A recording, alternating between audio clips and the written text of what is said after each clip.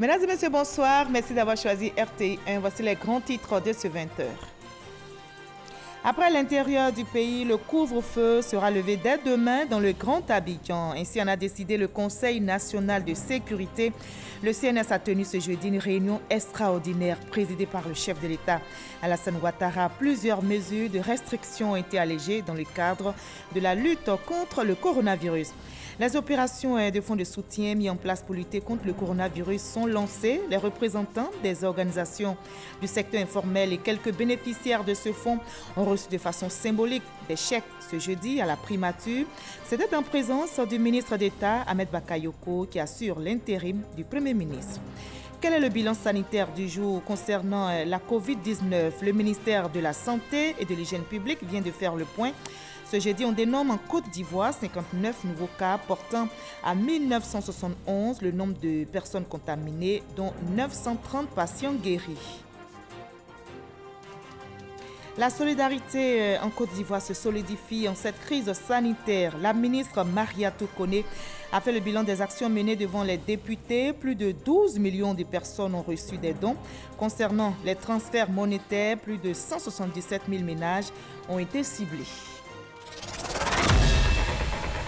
La sensibilisation continue, on reste mobilisé, prudent pour vaincre cette pandémie, le coronavirus qui sévit dans le monde.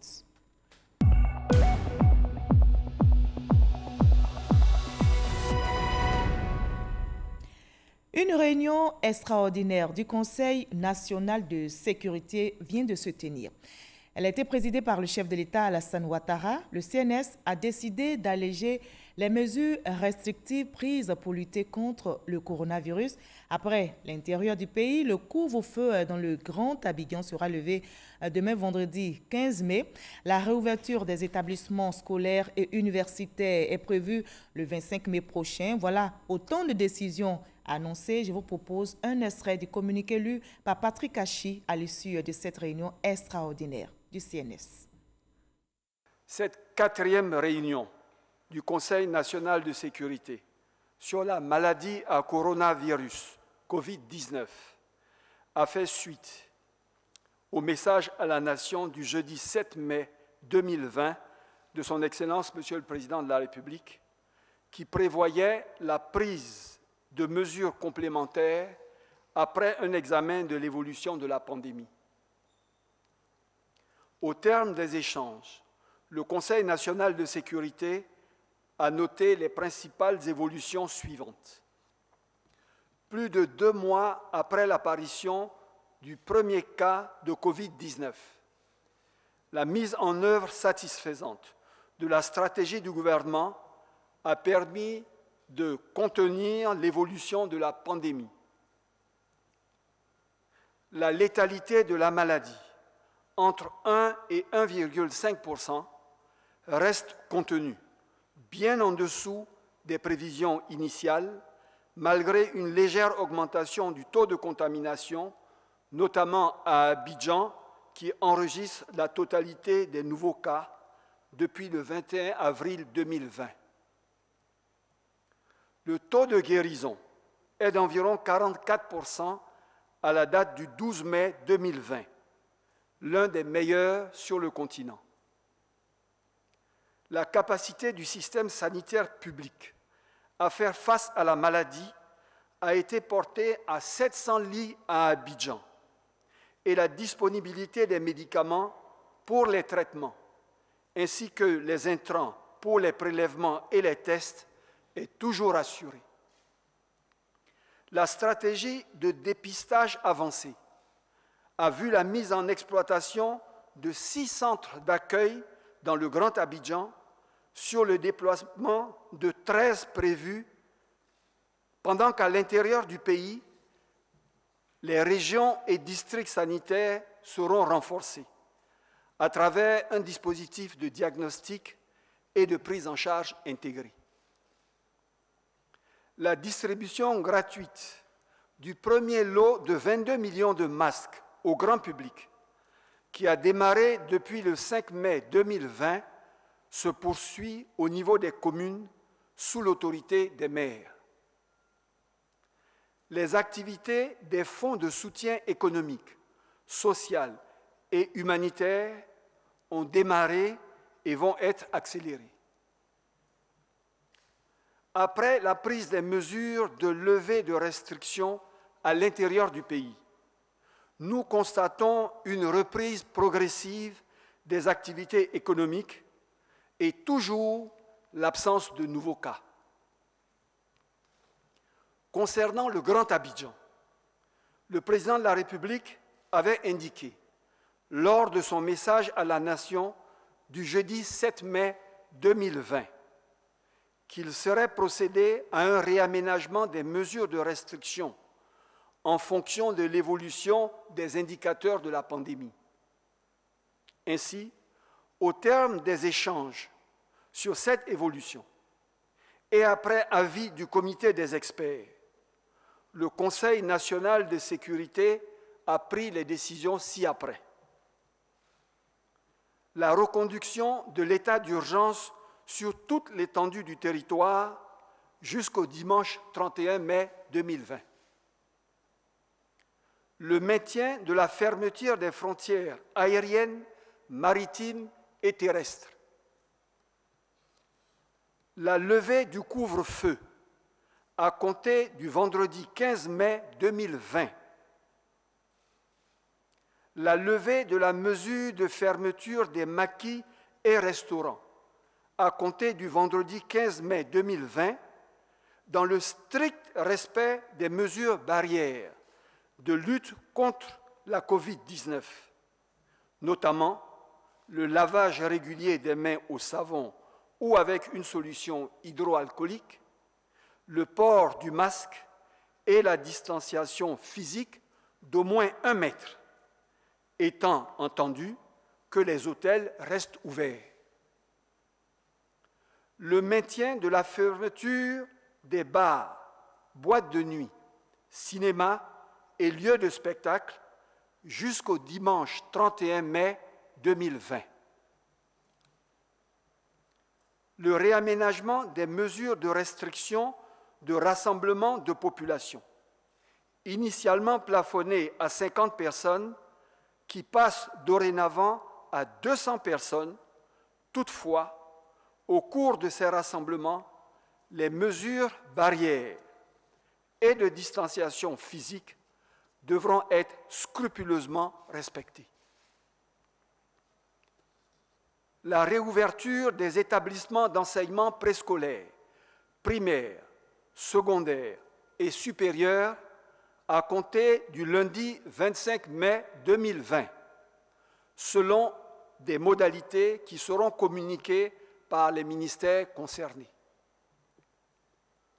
Le maintien de l'isolement du Grand Abidjan jusqu'au dimanche 31 mai 2020, avec des contrôles de sécurité et des contrôles sanitaires au point de sortie. Toutefois, au regard des difficultés rencontrées et de la levée de certaines mesures de restriction du Grand Abidjan, l'attestation de tests négatifs à COVID-19 pour l'obtention de l'autorisation de sortie vers l'intérieur n'est plus exigée. Le suivi sanitaire de toutes les personnes se rendant à l'intérieur du pays sera assuré par les régions et districts sanitaires. Le suivi sanitaire systématique de toute personne venant de l'extérieur du pays sera fait pour une période de 2 semaines. Le contrôle systématique par les forces de sécurité de la mesure relative au port du masque, sous peine de sanction, dans les véhicules de transport en commun, les centres commerciaux, les espaces clos, les marchés et tout lieu public. Le Conseil national de sécurité salue les évolutions satisfaisantes enregistrées à ce jour. Il félicite l'ensemble des acteurs impliqués dans la gestion de la crise et exhorte à poursuivre leurs efforts.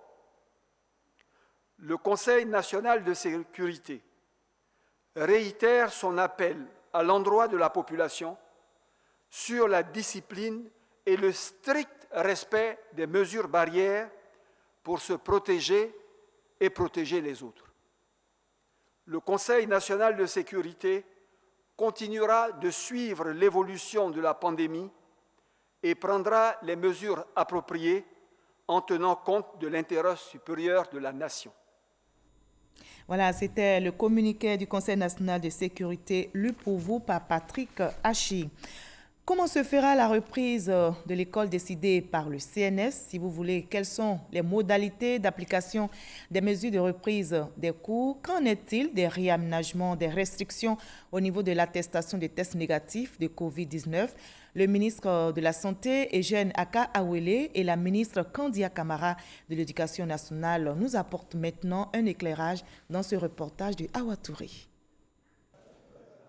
La 4e réunion du Conseil national de sécurité consacrée à la pandémie à coronavirus, présidée par le chef de l'État, le président de la République Alassane Ouattara, a autorisé la réouverture des établissements préscolaires, primaires, secondaires et supérieurs à compter du 25 mai 2020 dans le Grand Abidjan, soit une semaine après la décision de reprise des cours à l'intérieur du pays prévue pour le lundi 18 mai. La ministre de l'Éducation nationale, de l'enseignement technique et de la formation professionnelle, Kandia Kamara, a fait le point sur les modalités pratiques de la reprise des cours sur l'ensemble du territoire. Le nouveau calendrier scolaire du 3e trimestre, parce qu'il faut savoir que nous avions déjà achevé les premiers et 2e trimestres. Donc, il reste le dernier trimestre. Et donc, pour ce dernier trimestre, nous aurons les cours du lundi 18 mai jusqu'au 14 août.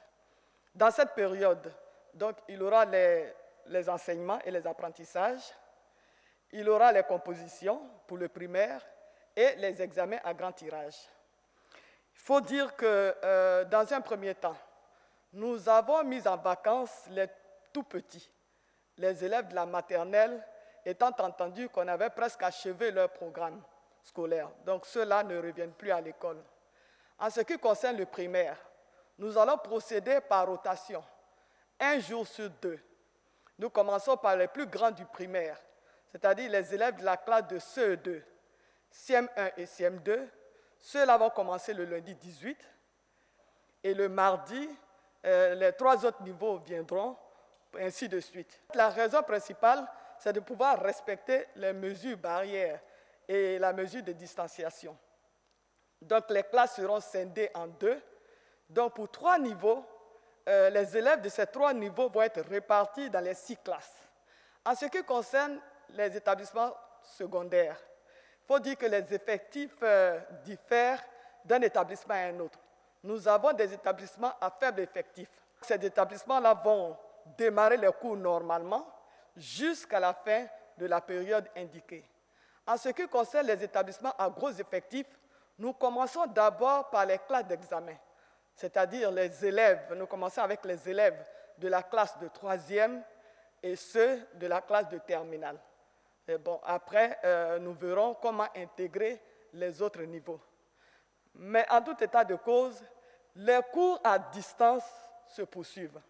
Pendant que les classes d'examen seront en présentiel, les autres niveaux, les classes intermédiaires, suivront les cours à distance, jusqu'à ce qu'on retrouve un régime normal. Les examens pédagogiques auront lieu, notamment la titularisation des stagiaires. Donc cela va se faire et puis nous ferons aussi des compositions pour évaluer les élèves avant la fin de l'année. L'attestation de tests négatifs à la COVID-19 n'est plus exigée pour l'obtention de l'autorisation de sortie du Grand Abidjan. Toutes les personnes autorisées à se rendre à l'intérieur du pays feront l'objet d'un suivi sanitaire strict. En Côte d'Ivoire, nous avons 113 districts sanitaires et 31 régions sanitaires. Donc, dans chaque région, vous avez des districts sanitaires. Dans chaque district sanitaire, vous avez une équipe d'intervention rapide, telle que ça existe à Abidjan, qui répond aux alertes. Donc, déjà maintenant, les prélèvements sont faits à l'intérieur pour venir à Abidjan. Ce sont tous ces prélèvements qui font l'objet d'analyse par l'Institut Pasteur Côte d'Ivoire. Donc, il est mentionné dans le communiqué que toutes ces personnes qui vont aller seront suivis et seront pris en charge par les districts sanitaires. Et nous connaissons exactement le nombre d'enseignants qui vont partir. C'est pour ça que je dis que nous travaillons avec Madame le ministre de l'Éducation nationale. Ils sont tracés, ils seront suivis à l'intérieur par les mêmes équipes qu'Abidjan. En plus, on va ouvrir des sites de diagnostic et de prise en charge dans des centres hospitaliers régionaux. La Côte d'Ivoire est une. La santé, ce n'est pas pour Abidjan seulement, c'est pour tout le territoire national. Nous organisons le départ des personnels et des élèves qui sont restés confinés à Abidjan. Nous avons créé un site à cet effet et je peux vous dire qu'à la date d'aujourd'hui, nous avons 14 750 personnes inscrites. Et ces personnes-là sont listées, donc nous avons leur nom, leur contact, leur drain, leur établissement. Donc, toutes ces informations sont mises à la disposition du ministère de la Santé pour que ces personnes, effectivement, soient suivies une fois là-bas. Mais en plus de cela, comme M. le ministre l'a dit, nous travaillons en étroite collaboration et toutes ces personnes seront dotées d'équipements de protection pour leur propre protection, mais aussi pour la protection des autres qui sont restés là-bas. Les experts, au cours des échanges avec la presse, ont fait le point sur la prise en charge des malades, la disponibilité des intrants pour la réalisation des tests et la coopération régionale en matière de recherche. Voilà, l'école va reprendre. La solidarité est aussi en marche dans notre pays. Les opérations des différents fonds de soutien mis en place pour lutter contre le coronavirus démarrent. Les représentants des organisations du secteur informel et quelques bénéficiaires de ce fonds ont reçu de façon symbolique des chèques aujourd'hui à la primature. Herman Guivet pour le reportage. Grandes entreprises, ministères de tutelle et particuliers du secteur informel reçoivent leur chèque de soutien conformément aux dispositions prises par le gouvernement pour les aider à faire face aux difficultés financières consécutives à la crise sanitaire qui sévit en ce moment. 4 fonds spécifiques destinés au soutien à l'économie et aux grandes entreprises ainsi qu'aux populations vulnérables sont mis sur pied. Le gouvernement a mis en place pour chaque fonds un dispositif transitoire d'une durée maximum d'1 mois. Ces dispositifs transitoires répondent ainsi à l'impérieuse nécessité d'apporter des réponses urgentes aux besoins exprimés par les populations et les acteurs économiques. Il vise surtout à servir de phase pilote aux opérations des fonds en attendant la finalisation des travaux des cabinets. Le processus de réponse urgente vient donc de démarrer ce jeudi. De manière pratique, la sélection des bénéficiaires est faite par les collectivités décentralisées, les structures sectorielles, les comités locaux et de quartier et autres structures de base.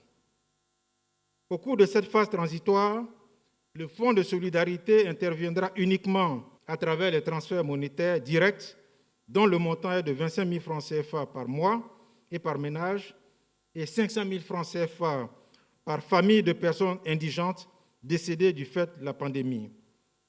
Pour les institutions telles que les pouponnières et maisons d'accueil des enfants en situation de rue confinés, l'option d'intervention retenue est une allocation budgétaire sur la base du nombre de personnes prises en charge par l'institution.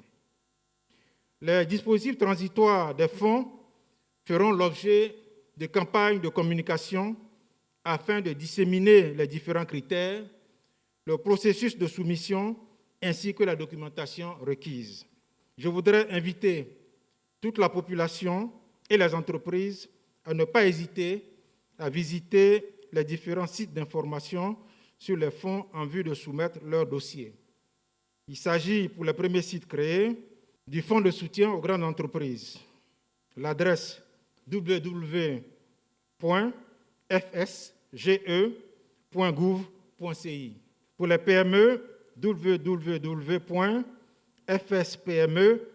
agence CIPME, en un mot.ci, collé. Le ministre d'État, ministre de la Défense, assurant l'intérim du Premier ministre Amadou Gon Coulibaly, se réjouit du démarrage de l'opérationnalisation des fonds de soutien. Le dispositif transitoire proposé répond aux attentes de son Excellence M. Alassane Ouattara, président de la République de Côte d'Ivoire, quant au démarrage rapide des soutiens. La mise à disposition très attendue des fonds de soutien est une étape importante. Le gouvernement veillera à ce que toutes les demandes reçues soient traitées avec diligence en vue de répondre aux attentes des acteurs socio-économiques frappés par la crise. En contrepartie de cet engagement, j'encourage les acteurs du secteur privé bénéficiaires du soutien à préserver les emplois et à œuvrer au maintien des outils de production. Je veux rassurer nos partenaires au développement sur la transparence et la bonne utilisation de ces ressources. J'exhorte les différents comités de gestion au respect des règles de bonne gouvernance. Les travaux des comités feront l'objet d'audits. Gramo Kwaku Serge est coiffeur et domicilié à Koumassi. Dieu merci, j'ai eu mon chèque. Un mieux que zéro. Je remercie le gouvernement. Vraiment que ça continue comme ça pour nos frères qui n'ont pas encore eu. Vraiment, ça va les aider aussi. Diet Zadi, elle, est tenancière de maquis. J'étais vraiment très contente qu'on m'a appelée à la primature. Et là, je suis arrivée. Bon, j'ai eu un chèque de 250 000 francs. Je remercie le gouvernement. Vraiment, ce qu'ils ont dit, c'est pas faux. Ça peut nous aider un peu. Le ministre d'État, ministre de la Défense, a exhorté les différents comités de gestion au respect des règles de bonne gouvernance, rappelant que les travaux des comités feront l'objet d'audits. Voilà, les activités des grandes et petites entreprises pourront être relancées avec ces fonds d'appui, mais on reste vigilant à cause du coronavirus qui menace toujours notre santé. Le bilan sanitaire du jour vient d'être fait. Ce jeudi, on dénombre en Côte d'Ivoire 59 nouveaux cas, portant à 1971 le nombre de personnes contaminées, dont 930 patients guéris. Nous écoutons le ministre de la Santé et de l'Hygiène publique, Eugène Aka Aweli.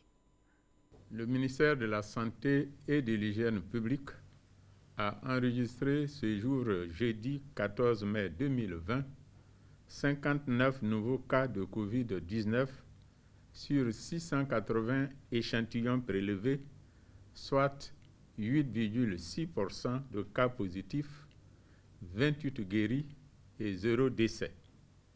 À la date du 14 mai, la Côte d'Ivoire compte donc 1971 cas confirmés, dont 930 personnes guéries, 24 décès et 1017 cas actifs. Le nombre total d'échantillons est de 15 940. Nous insistons sur le fait que la lutte contre la maladie à coronavirus ne doit pas nous faire perdre de vue la lutte contre les maladies évitables par la vaccination telles que la poliomyélite, la rougeole, la méningite, dont la morbidité et la mortalité sont élevées et pour lesquelles des vaccins sûrs et efficaces sont disponibles. Je vous exhorte à continuer à faire vacciner les enfants de 0 à 11 mois, les filles de 9 ans et les femmes enceintes selon le calendrier vaccinal en vigueur. Les services de vaccination sont disponibles dans tous les centres de santé du pays et la vaccination est gratuite. Je rappelle aussi que la condition du test négatif a été supprimée pour les demandes d'autorisation de sortie d'Abidjan. Il n'est donc plus nécessaire d'aller dans les centres d'accueil et de dépistage COVID-19 à cet effet. Cependant, si vous toussez avec de la fièvre et des difficultés respiratoires, nous vous recommandons de vous rendre dans les 10 centres ou d'appeler les numéros gratuits suivants, le 101, le 119, le 125 et le 143. Je remercie et félicite tous les acteurs de la santé pour leur engagement et leur dévouement dans la lutte contre la pandémie. Je rappelle ces mesures couvre-feu levées dès demain vendredi 15 mai dans le Grand Abidjan, reconduction de l'état d'urgence sur toute l'étendue du territoire jusqu'au 31 mai prochain. Autant de décisions prises ce jour par le Conseil national de sécurité, les forces de l'ordre impliquées dans la lutte contre la pandémie veillent au respect des mesures édictées. Alors, quel bilan dresser à leur niveau à ce jour? Le ministre de la Sécurité et de la Protection civile, Vagondo Diomondé, était justement devant les sénateurs aujourd'hui pour faire le point. Kader Sogodogo. Il est chargé de veiller sur le respect des mesures barrières, telles que décidées par le Conseil national de sécurité. Le général Vagondo Diomondé, ministre de la Sécurité et de la Protection civile, se lave bien les mains, tout comme le président du Sénat, l'institution qui le reçoit. Le ministre prend part à une séance d'information parlementaire avec pour thème les dispositions sécuritaires prises dans le cadre de la gestion de la crise du coronavirus. C'est donc à juste titre que le président du Sénat a pris la parole pour, dans un premier temps, féliciter les forces sécuritaires pour le travail abattu en cette période de coronavirus. Il a invité l'ensemble des populations au respect des mesures barrières avant de lancer l'alerte sur l'insécurité dans le monde agricole et la mauvaise information sur les réseaux sociaux. Monsieur le ministre, les campagnes agricoles en accaparement sont en cours. Ces campagnes, en effet, s'accompagnent généralement de la recrudescence du banditisme. Ce matin, on m'a signalé des attaques de coupeurs de route entre Boaké et Brobo, emportant des millions de l'acheteurs dans la cave. Alors que toutes les attentions sont portées sur la lutte contre le Covid-19, il est impérieux de tenir compte de cette réalité afin que nos concitoyens, nos braves paysans, notamment déjà affectés par la crise sanitaire, ne subissent une psychose supplémentaire. Je voudrais également appeler votre attention sur les réseaux sociaux. En effet, aujourd'hui, les réseaux sociaux sont érigés en arène de combat et de foire aux informations fausses ou cyniquement manipulées, alors qu'ils devraient au contraire prendre toute leur place dans la lutte pour l'éradication du Covid-19, notamment auprès de la jeunesse des 15 et 25 ans. À son tour, le ministre de la Sécurité et de la Protection civile a annoncé que depuis le début de la pandémie, ce sont au total 37 507 éléments, toutes forces confondues, qui ont été déployés sur le terrain.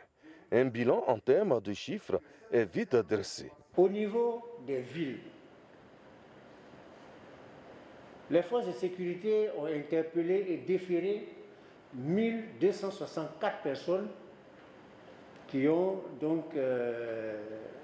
sont rendues coupables de non-respect des dispositions en vigueur. Dans le détail, au niveau d'Abidjan, 142 personnes ont été interpellées. À l'intérieur du pays, 1122 personnes ont été interpellées. Nous n'avons pas fait qu'interpeller les uns et les autres. Nous avons aussi apporté de l'assistance aux populations dans le besoin.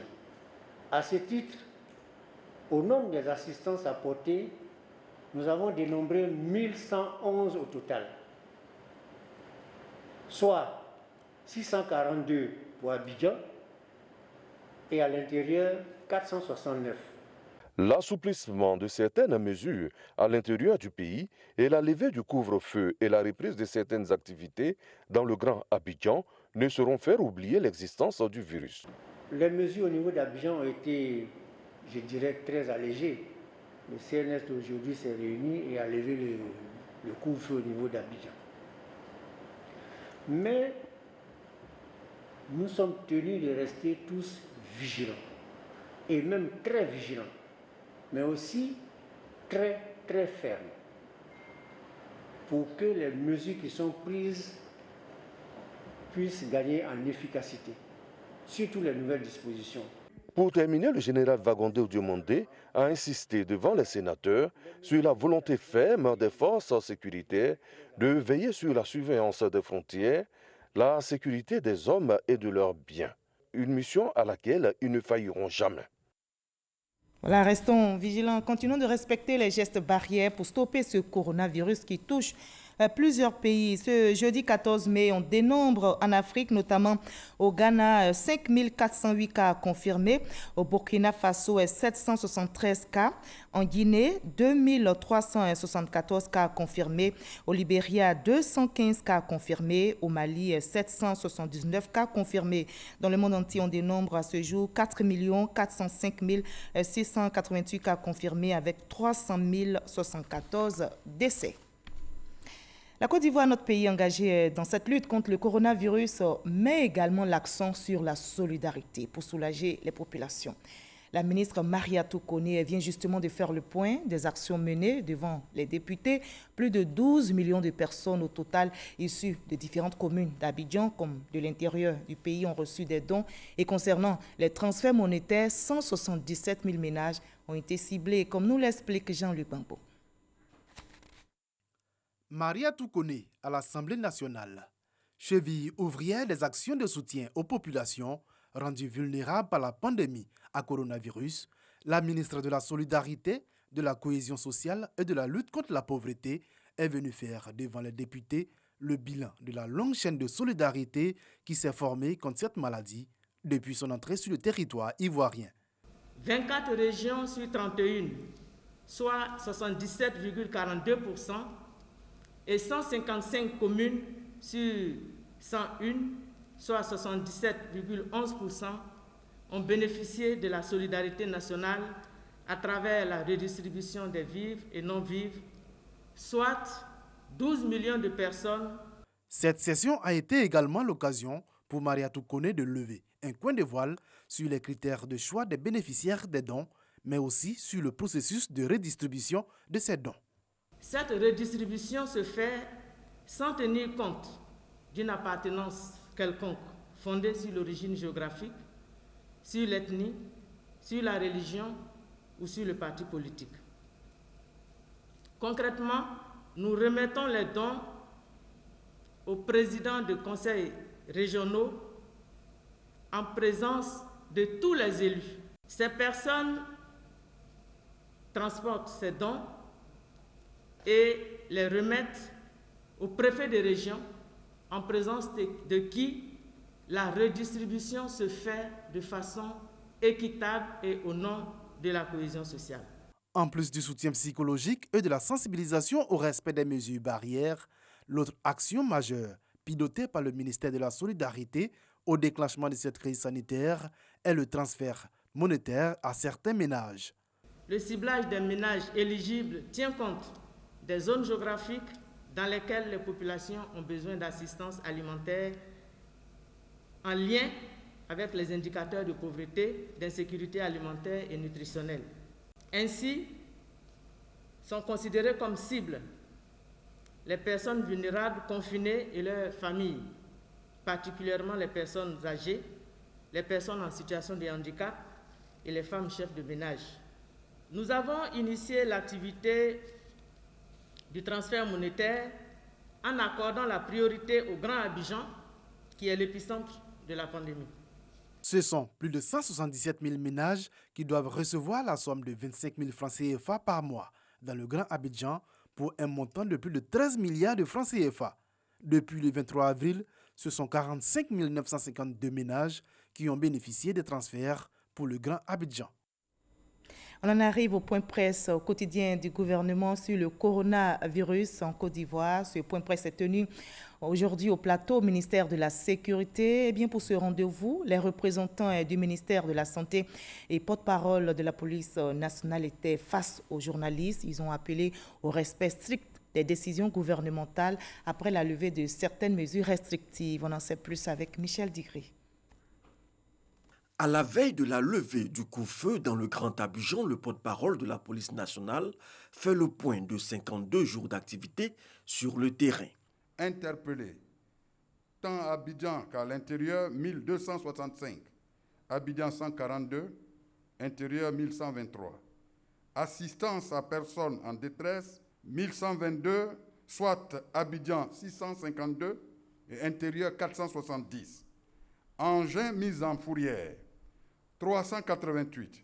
Abidjan 94, intérieur 294. Corps enlevé, partout sur l'étendue du territoire national pour décès naturels, 175. Abidjan 150, intérieur 25.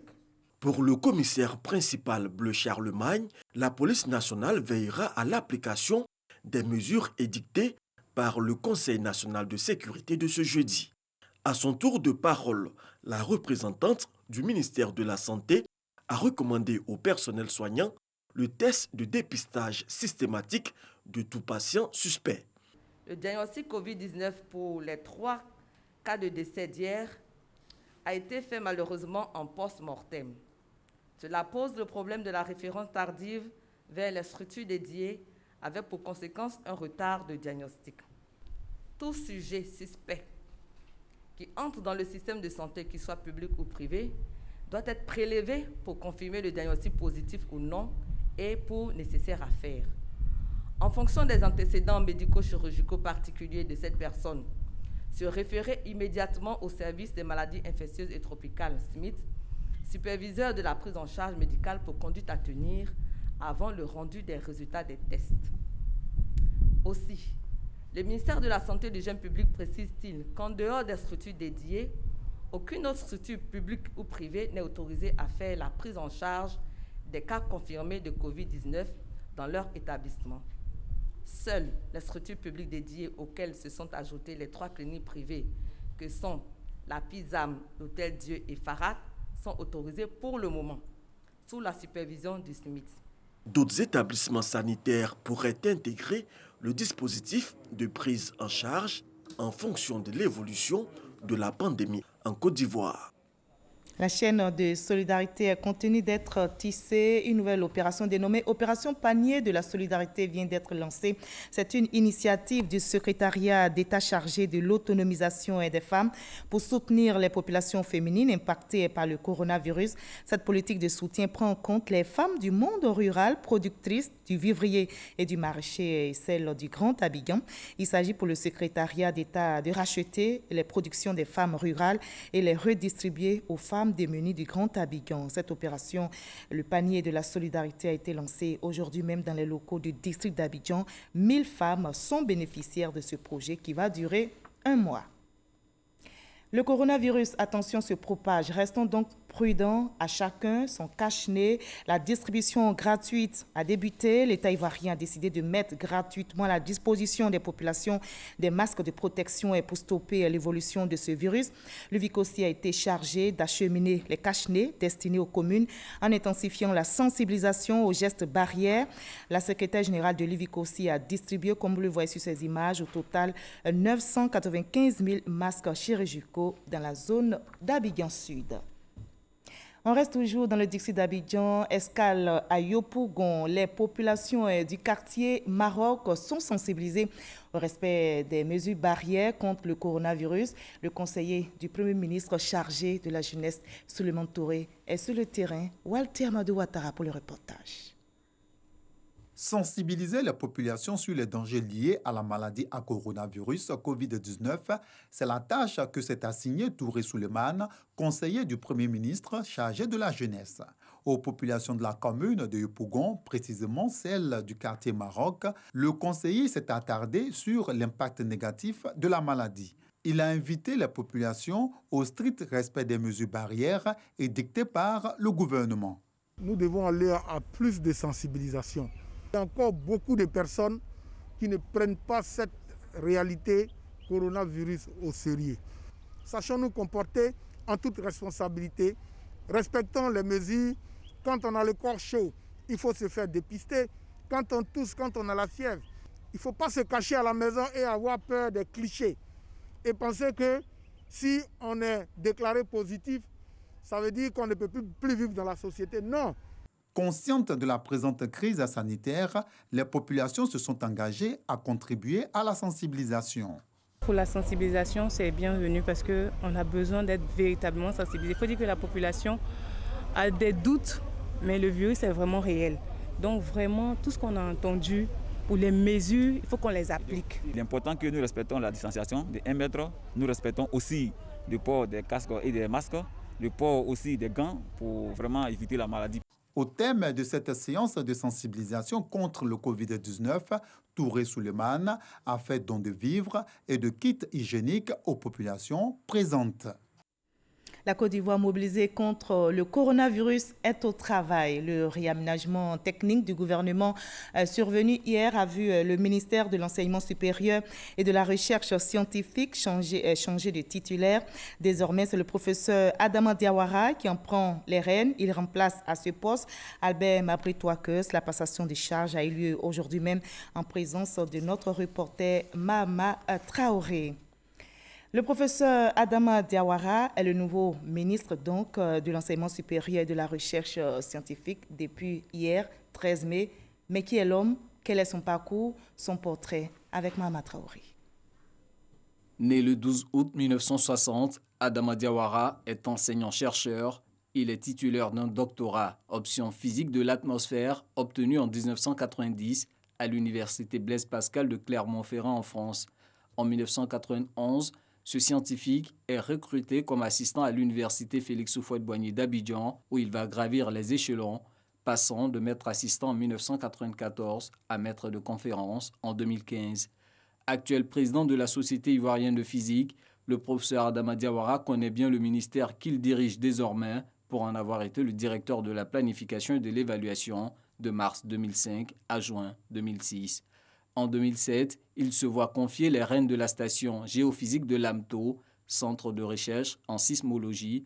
Marié et père de 5 enfants, ce physicien va être coopté en 2011 au cabinet du président de la République en qualité de conseiller chargé de l'éducation, de la formation professionnelle, de la recherche scientifique et de l'emploi. Fonction similaire que le professeur Adama Diawara exerçait depuis janvier 2017 au cabinet du Premier ministre. Cette nomination au poste de ministre de l'Enseignement supérieur et de la Recherche scientifique n'est donc qu'un prolongement de sa mission.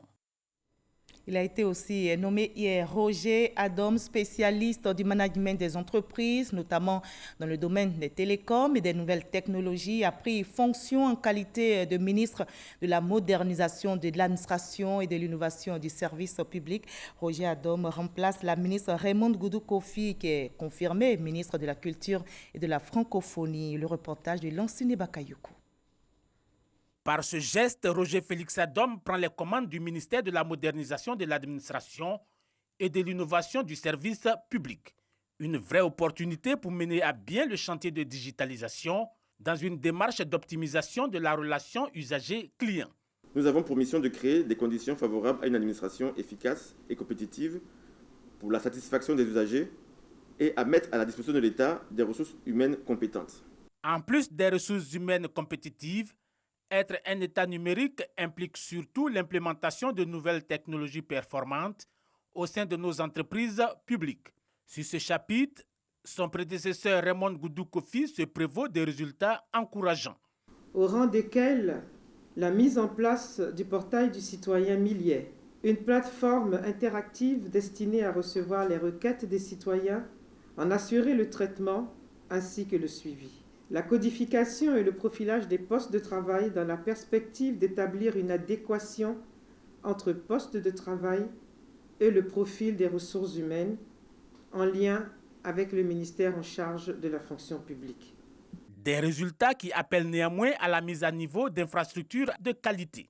Dans les jours, semaines et mois à venir, nous allons nous atteler à poursuivre et achever ensemble les grands projets en cours, notamment l'élaboration du cadre stratégique de la modernisation de l'administration, le déploiement du projet de profilage et de codification des postes de travail de l'administration publique, la campagne de promotion et de vulgarisation de la plateforme MIE, les consultations régionales sur l'administration publique ivoirienne. Roger Félix Adom entend faire de l'État un acteur exemplaire, transparent et efficace par la généralisation des téléprocédures. Un travail de fond qu'il faudra exécuter rapidement, vu que le monde évolue à une vitesse grand V. La télévision islamique Al-Bayan a vu le jour après plusieurs années d'attente. Cette chaîne de télévision à caractère religieux a pour mission d'informer, de sensibiliser, d'éduquer et de former les téléspectateurs musulmans et non musulmans. Une conférence de presse est tenue dans les locaux de la dite télévision et pour le lancement officiel des programmes. Bintou Pekele, Pagaso Okone. C'est un 12 mai de l'an 2018 que l'annonce de la création de la télévision Al Bayan a été faite par le guide suprême de la communauté musulmane, Cheikh Boakari Fofana. C'est aussi le 12 mai de cette année 2020 que les premières images ont été aperçues, soit 2 ans pour faire de ce rêve une réalité. Cette conférence de presse donc pour annoncer les couleurs de cette nouvelle chaîne islamique disponible sur la fréquence 208 du bouquet Canal Plus Afrique. Nous avons fait beaucoup d'essais qui se sont avérés concluants, qui nous permettaient d'être rassurés que nous pouvons maintenant faire de la télévision. Et cela fait donc 2 jours que nous sommes fonctionnels, nous sommes opérationnels. Vous savez que c'est une télévision religieuse islamique. Et elle a également un programme au contenu varié. Nous aurons tout ce qui peut, en tout cas, former, informer, éduquer et distraire, comme cela est dans l'approche thématique même de tous les organes de presse. La TV Al Bayan, c'est un investissement de plus d'1 milliard de francs CFA financé entièrement par la communauté musulmane selon son directeur général Cissé Djigiba. Il assure qu'au-delà de sa mission religieuse, cette télévision va jouer un rôle important pour la promotion de la paix et de la cohésion sociale en Côte d'Ivoire. Donc après le remerciement à Dieu, Allah, nous remercions le Cheikh Aïma qui a traduit dans la réalité le projet qu'il a nourri depuis une 40aine d'années et remercier les fidèles et même des non-musulmans qui ont adhéré au projet télévision Al Bayan. Nous avons décidé que notre chaîne soit une chaîne qui contribue au développement socio-culturel de notre pays. La télévision islamique Al Bayan, c'est un programme varié pour les musulmans et non-musulmans. Selon les responsables de la chaîne, les programmes seront effectifs à partir du vendredi 15 mai, 24 heures sur 24. La levée des mesures restrictives pour les villes de l'intérieur du pays rime aussi avec reprise des activités politiques. La ministre Anne-Désirée Oloto, coordonnatrice régionale RHDP du Cavali, était en tournée de remobilisation des militants dans les Cavali. Le reportage de notre correspondante sur place, Eve Bouy. Guiglo, siège du Rassemblement des oufrétistes pour la démocratie et la paix, RHDP. La ministre Anne-Désirée Oloto, coordonnatrice régionale du Cavali, échange avec les structures de base du département de Guiglo. Tout est passé au peigne fin, de l'avis du parti aux élections présidentielles d'octobre 2020, en passant par l'identification des populations et l'enrôlement sur la liste électorale. Les différents responsables RHDP du département de Guiglo mesurent l'ampleur des défis à relever. C'est d'être efficace sur le terrain, c'est de fournir le maximum de nous-mêmes et de donner ce qu'on attend de nous, les résultats. C'est la mise en place effective des groupements d'encadrement de proximité, la mise en place des représentants des bureaux de vote et le recrutement des MIDEL, les électeurs, les nouveaux majeurs. Nos structures sont en marche. Nous avons des hommes expérimentés qui sont en train de travailler tous les jours. Nous glanons du monde. Et nous sommes sûrs que le RHDP, en tout cas, vaincra. Après Guiglo, cap sur Bleu-le-Quin et tout le Pleu, où la coordonnatrice régionale s'est prêtée au même exercice. Une tournée bénéfique selon ses dires. Nous avons profité de cette mission ici pour mettre toutes nos structures de base en ordre de bataille. Et pour ce faire, nous les avons instruits en leur donnant des recommandations, des objectifs clairs leur ont été assignés pour accélérer la mise en place des structures de base de notre parti. Vous savez que le RHDP est un parti à bâtir, à consolider. Et nous voulons donc accroître le nombre de militants à travers donc l'augmentation de nos comités de base.